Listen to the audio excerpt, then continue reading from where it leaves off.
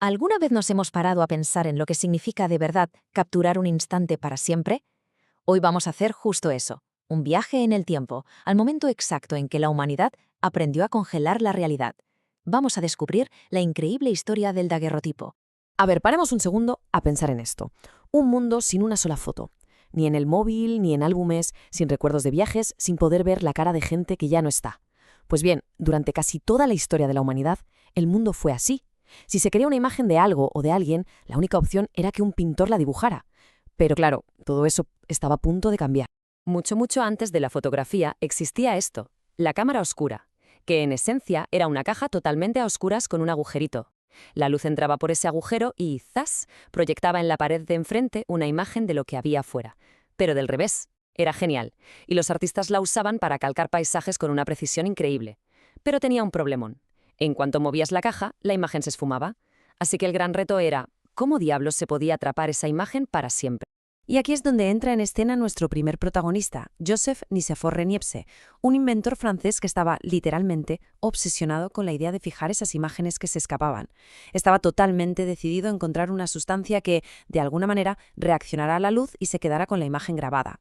8 horas, ni más ni menos. Ese fue el tiempo de exposición que necesitó la primerísima fotografía de la historia para quedar grabada. Imaginaos, 8 horas seguidas con la cámara fija apuntando por una ventana, esperando a que la luz, muy poquito a poco, hiciera su magia. ¿Qué paciencia infinita había que tener? Niepce bautizó su invento como heliografía, que suena muy técnico, pero solo significa escritura con el sol. Lo que hizo fue coger una placa de metal de peltre y cubrirla con betún de Judea, que es una especie de asfalto natural que tiene una propiedad curiosa: se endurece cuando le da la luz. El resultado, bueno, era una imagen súper borrosa de los tejados que veía desde su estudio. No era precisamente una obra de arte, pero era algo revolucionario. Por primera vez en la historia se había demostrado que sí, que era posible congelar un momento. Vale, el invento de Niepce era un primer paso alucinante, pero seamos sinceros, 8 horas no era nada práctico. Y aquí es donde aparece nuestro segundo personaje clave, Louis Daguerre.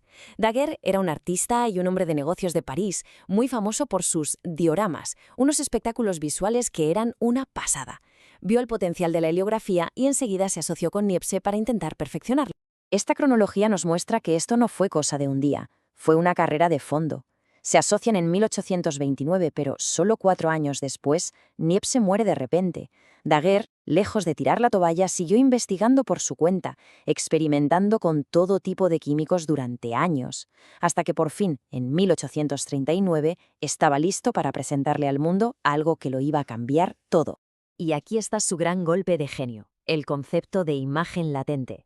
Daguerre se dio cuenta de que la exposición a la luz, aunque fuera breve, creaba una imagen invisible en la placa. O sea, a simple vista no se veía nada, pero la imagen estaba ahí, escondida. Su brillante idea fue encontrar la llave para hacerla aparecer, los vapores de mercurio caliente. El mercurio se pegaba solo a las partes de la placa que habían recibido luz y ¡pum!, la imagen se revelaba como por arte de magia. El proceso completo era complejo, casi parecía una receta de alquimia. Primero se cogía una placa de cobre bañada en plata y se pulía hasta que brillara como un espejo. Luego se metía en una caja con vapores de yodo para hacerla sensible a la luz. Después, a la cámara para hacer la foto. Y finalmente llegaba la parte mágica. Se revelaba con los vapores de mercurio y se fijaba con una solución de sal para que la imagen ya no se borrara. Era un proceso súper delicado y, por cierto, bastante tóxico por el mercurio. Pero el invento de Daguerre no se quedó en un laboratorio. No. Salió a la calle y provocó una auténtica revolución social. Pensémoslo bien, por primera vez en la historia, la gente normal y corriente podía tener una imagen exacta, real, de sí misma. Unos 15 minutos. Aunque Daguerre había conseguido reducir el tiempo de exposición una barbaridad, los primeros retratos todavía necesitaban que la persona se quedara completamente quieta durante todo ese rato. Es un desafío enorme. Hay que intentar no parpadear, no moverse ni un milímetro, nada. Y esto nos resuelve dos grandes misterios de las fotos antiguas. Primero, ¿por qué todo el mundo sale tan serio? Pues porque era casi imposible mantener una sonrisa sin moverse durante 15 minutos. Para ayudar se usaban unos soportes de metal un poco siniestros que sujetaban la cabeza por detrás. Y segundo, ¿por qué las fotos de ciudades parecen pueblos fantasma? Porque cualquier cosa que se moviera, como una persona o un carruaje, lo hacía demasiado rápido como para quedar registrado. La placa solo captaba lo que estaba quieto, los edificios. Así que el punto clave es este. El daguerrotipo democratizó el retrato. Lo hizo accesible. Antes solo la realeza o los nobles podían permitirse pagar a un pintor y esperar meses o incluso años para tener su imagen. Después, la clase media podía ir a un estudio fotográfico y en cuestión de minutos llevarse a casa un recuerdo visual perfecto. Fue un cambio absolutamente radical. Cuando el invento se presentó oficialmente en París en 1839, la gente sencillamente alucinó. Los periódicos de la época lo describían justo así, como algo mágico. Y es que para ellos lo era. La idea de que se pudiera capturar la luz y congelar un trocito de la realidad para siempre parecía sacada de un libro de fantasía. A pesar de este éxito tan bestial, el daguerrotipo como tal tuvo una vida bastante corta. Pero su impacto, su legado llega hasta nuestros días. Vamos a ver por qué fue tan importante. A ver, que el daguerrotipo no era perfecto, tenía sus pegas. La mayor de todas es que cada foto era una pieza única. No existía un negativo, así que no se podían hacer copias. Si querías otra, tenías que hacer otra foto. Además, la superficie de plata era súper delicada, se rayaba con mirarla y se estropeaba con el aire. Y por si fuera poco, el equipo completo pesaba una barbaridad, más de 20 kilos.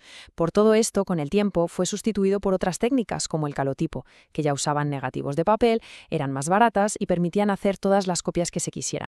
Pero, a pesar de todos sus límites, tenemos que entenderlo como lo que fue, el punto de partida. Fue el Big Bang del que ha surgido todo el universo visual que conocemos. Sin esa primera chispa, no tendríamos absolutamente nada de lo que vino después. Y esta tabla lo resume genial. En el campo de la historia nos permitió por primera vez ver las caras reales de la gente del siglo XIX, no solo retratos pintados. En la ciencia ayudó a fotografiar las estrellas y esta se empezó a usar en investigaciones forenses. En la comunicación fue el mismísimo inicio del fotoperiodismo. Y en el arte, cambió las reglas del juego para siempre. Así que, la próxima vez que saquemos el móvil para hacer una foto, conviene recordar que esa tecnología es la tataranieta directa de aquellas placas de plata pulida y los vapores de mercurio. El cine, la tele, los videojuegos, Instagram, todo, absolutamente todo, empezó con ese primer paso fundamental. Ellos consiguieron algo que en su época parecía pura ciencia ficción, detener el tiempo en una placa de metal. Así que ahora la pregunta queda en el aire. Con la inteligencia artificial que ya tenemos, la realidad virtual y tecnologías que ni siquiera podemos imaginar, ¿cuál será la próxima gran revolución para capturar nuestra realidad?